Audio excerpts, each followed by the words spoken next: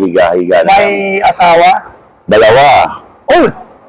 Well, magandang buhay at magandang araw. Siyempre, si Kuya Bal po ulit. So, our goal for today is mayroon po tayong isang kaibigan dito regarding about yung sa buhay niya, sa family niya, and so, bakit siya punta dito sa Calao, ayan. So, bakit siya nakapagtrabaho dito kay mother. So, subukan na lang tanungin natin siya kung ilang taon na siya nandito sa Calao.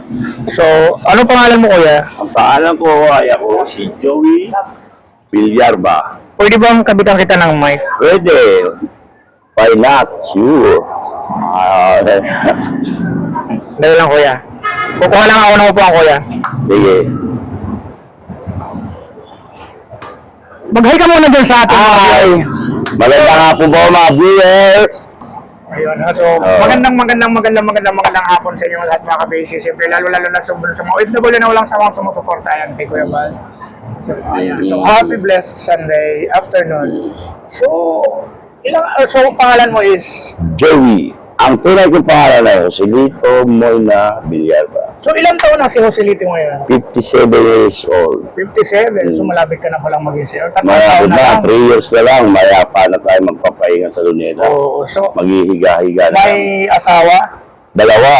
Oh, paano mo na pagsabay yung dalawang asawa? Simple lamang, yung una nagkakagala kami, Oh.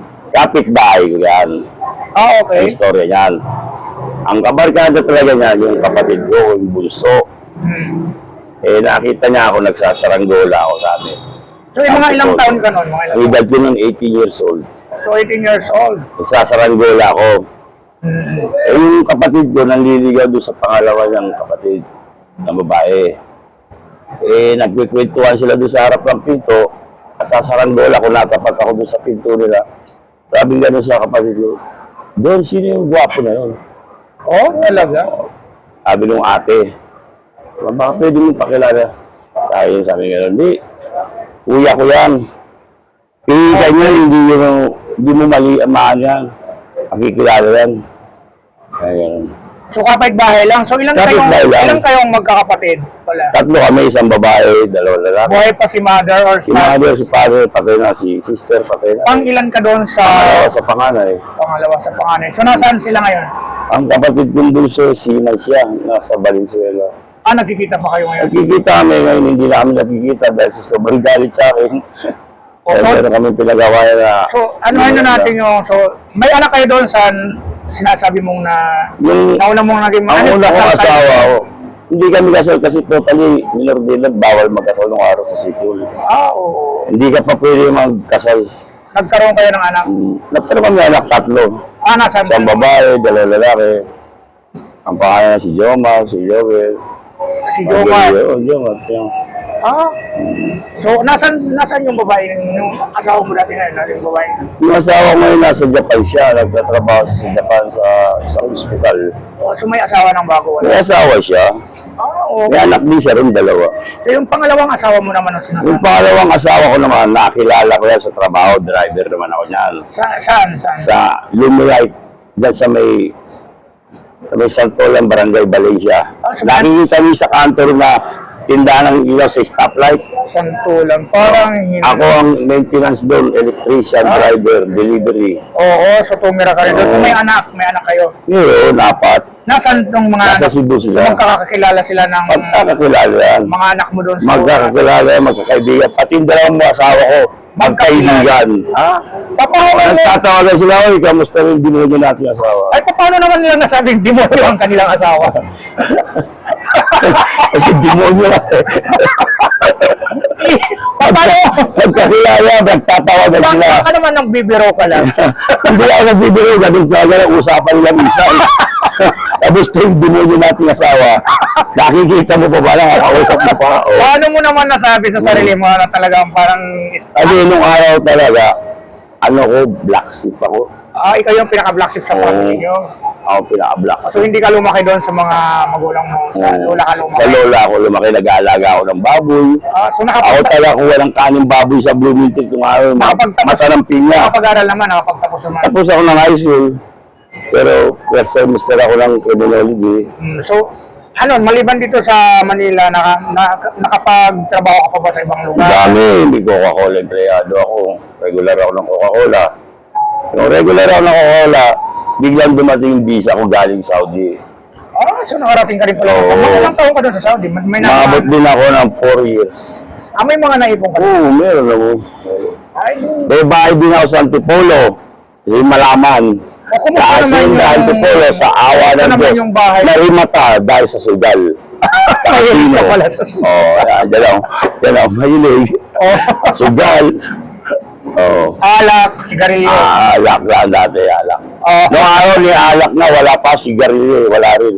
Oh. Natutulang ako yan nung nakakilala ko yung nanay ng mga anak ko sa So, una. kasi may communication pa kayo ng mga anak mo. Meron pa, meron pa kami mga communication. Paano ka naman napunta dito sa vape canteen? Ayan ang maraming istorya yan. Nalulungpo ako sa sugal. Hanggang naubos po lahat ng pera ko kasi namatay yung ate ko, nanay ko, ako lang po ang lahat gumastos sa ospital. Ulti po, simenteryo, ataol, gamot na ginamit sa ratsa. So, ikaw ang kumasto. Ako lahat naubos ko. Nung may lahat. ano ka pa, nung may Nung trabaho pa ka. ako maganda sa Krabi. Dati akong driver sa Krabi, company driver. Oh. So, ngayon hindi na kayang mag-drive. Hindi na. Pero kaya pa, kaso ayoko na. Pagod na Parang ako. nakakapagod na, suicidal Tumo na. ko na yung katawan ko. Ang dami ko nang hirap dinanas. Oh. Mula 18 years old ako. Nag-umpisa ako sa janitor. Oh. Tagalinis ang cover, hanggang tumaas, hanggang nakapunta ng abroad. Hmm. Oh. So, siyempre, sobrang tagal mo rin, marami ka naman makakaya. Kasi ang gusto ko kasi simpleng buhay na maibigay sa mga anak ko. Sa asawa ko. At least malalaki na sila, may sarang Oo, kanya bigyan ko sila ng magandang buhay. Kaso Pamilya. hindi na sila marunong mag-tingin. Tayo mo namang mag-stay doon sa halimbawa. Oo, kasi mahirap makibahay sa lalo sa may mga asawa. Sa bagay, o. Kung ikaw pagsisimula ng away, kawawa naman yung mga apo. Oh, Yan, hindi tama ka yan, tama. Ayoko kasi yung mga apo ko mawala ng mga magulang kagaya ko. Kasi nung maliliit, palagi akong magulang. Malayo sa tabi ko. So yan mga basic, yung kwento ng buhay ni Kuya. No? So mayroon ka bang shout? Pero meron ako isang pinakamagandang nangyari sa akin sa buhay dito. ano yun? Sa Luneta. Ano yun? Nadamot ako na mag-asawa. Pinakamabait sa Luneta. Oo, ay.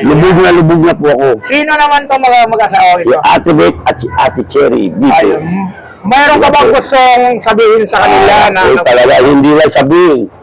Pwede pa lumuhod pa ako eh. Oo. Dahil ako yung nagpapasalamat sa kanila. Tinanggap nila, hindi nila ako kilala. Pinarunggaan nila ako bilang isang kapatid. Pinalagaan.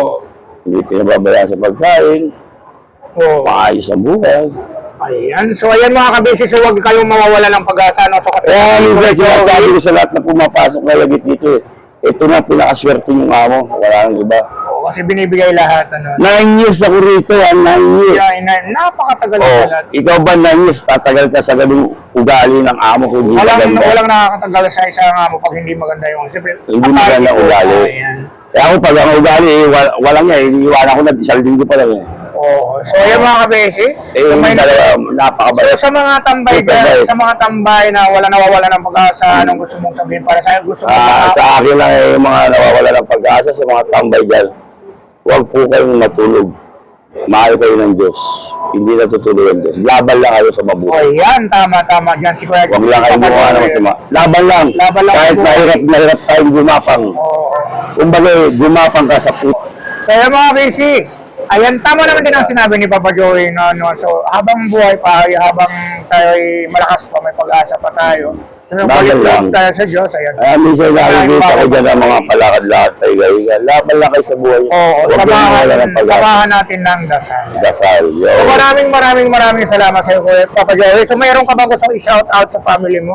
Shout out lang po kay Jomar, sa mga anak ko sa Cebu.